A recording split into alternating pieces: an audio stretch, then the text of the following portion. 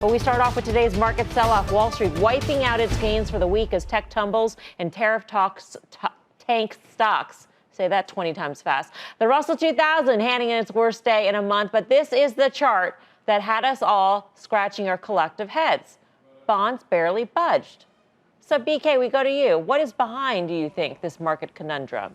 No, it's a little strange. You would think with the Fed buying, and yeah, they reduced their buying a bit, but the Fed buying, the market, the Dow down 600, not much inflation out there, you would think that bonds would be absolutely flying, and they're not. So what do we know? We know that Treasury bonds are owned by a lot of sovereign states. You look at something like Saudi Arabia, you look at Japan, you look at China. Perhaps they need capital. A lot has to do with the oil decline. Perhaps it's investors getting a bit spooked that the U.S. has to raise an awful lot of debt and the only buyer out there is going to be the Federal Reserve. But it's really strange. It was the one thing that stuck out to me today because I wanted to buy bonds. I thought with German bunds and the yields there at negative, then U.S. bonds should probably be close to 0%, yet they didn't move. We also have this other dynamic now in the market, Guy, that perhaps there will be additional tariffs on China, that the trade war, that those sorts of frictions between the U.S. and China will intensify because of what Trump believes is the connection between coronavirus and China. Do you think that played into this at all? 100%, without question. I think that was a big reason we saw the market sort of wane yesterday. I think that had a lot to do with today, along with a lot of other things. I agree with everything Brian said. Here's the one pushback, and I want to give credit to Sarah Eisen, but I noticed this as well. I mean, you're seeing the beginnings of, and I don't want to get ahead of myself here, but the beginnings of food inflation, which is something that really should concern a lot of people out there. So although, the Fed is quick to say that inflation is a concern, I would be as quick to say is it would be a concern if you measure it correctly, number one. And the rise in food prices over the last couple of weeks is something we absolutely should be watching in the context of the market and what it means. I totally get that. And in the context of the consumer that may be out of work, food inflation is being felt very sharply. At the same time, from a Fed perspective, Tim, I mean, food inflation, isn't this sort of a transitory sort of thing because of supply chain disruptions, et cetera? So do you sort of put that aside and say this is a temporary blip of food inflation? Yeah, look, the Fed's measure of inflation is something that baffles me, frankly, but it's usually stripping out food and energy as part of it. And just to speak to more about why bonds are pinned here, I think some of this also has to do with all the credit issuance. And so if you're a buyer of 10-year issuance, of which we had record numbers come out in the last 2 weeks, of certainly in the high grade, you're going to be selling the underlying treasury against buying the spread product. So I think that has something to do with actually putting some upward pressure on bond yields against what might be otherwise really an environment that should have people wanting the risk on trade. So I think looking at the long end of the treasury curve right now, and trying to find fundamentals is very, very difficult, because you could also make an argument that the minute we start to see any kind of follow through, that the market, at least on the equity side, has started to look, rightly or wrongly, in the last month, certainly bought to the fact that the Fed and the government have thrown so much at this equity market that the minute you start to see any follow through on the economy, you could see bond yields move. I don't know why you'd be chasing bond yields a whole lot lower here, despite the fact that I don't think we're in a great environment for the economy. Grasso, your take on the sell-off?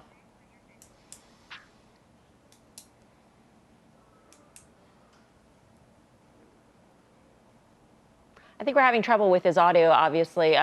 But, Guy, if I go back to you, I mean, in terms of the markets pricing in what they're hoping for in the future, we got a headline this afternoon that Gilead's remdesivir has gotten emergency FDA authorization, and that the first vials of this drug will be delivered to hospitals as soon as Monday, according to the vice president. At the same time, we have this chart that was tweeted out by Dr. Scott Gottlieb, and I'm not sure if you caught that, the former FDA commissioner, saying that effectively if you strip out the hospitalizations in the New York area and you take a look at hospitalizations nationwide over the past month, they have actually been rising, which tells us that perhaps we as a nation have not seen the worst when it comes to the impact of this virus. And obviously, hope that's not the case. I hope we have seen the worst. Obviously, everything in that front is an obvious thing to say. But with that said, remdesivir isn't a vaccine; it's a treatment, right? I mean, so there's a lot of things to be optimistic about. And again, I'm not a physician, I'm not a virologist, can't even say it. But again, I think if that's the only thing that the market was relying on, then I'd be like, okay, maybe there's some upside. I think there's so many other things at work here, not least of which some of the things that Tim talked about in terms of negative rates. And I think this rhetoric now with the United States and potentially China is only, in my opinion, going to intensify. So, we might be solving one health problem. I hope we obviously do, but we might be walking into another one entirely. I see heads nodding. And by the way, Grasso will join us when we get his shot back up. But Brian Kelly, do you think that we're in for a very rough ride when it comes to the markets? Because even if we think that we are past the worst of the virus impact, that China is a whole other dimension that we haven't really fully factored in. Right. So let's also remember that what we started with here was twin crises. We had an oil price war coupled with a health crisis that quickly morphed into an economic crisis. Now, if you ladle on top of that tariffs and the potential for hostilities, whether they be financial hostilities or something worse, that's not really a great environment for stocks. So unfortunately, I'm not that bullish. I mean, the market off today, you don't need tariffs in this environment. You absolutely do not need tariffs environment. I understand that you need somebody to blame for what's going on. But I don't think this is the right way to go about it, at least when it comes in terms of the market. This is not a very good economically sound move. We got Grasso back. So your take on the sell-off, Grasso. So if you look at the historic April that we did have, everyone has that old jargon about May. But what happens if you buy in May and you stay? That would upset the most amount of people at any given time. And that's usually what the market does. It upsets the most at any one time.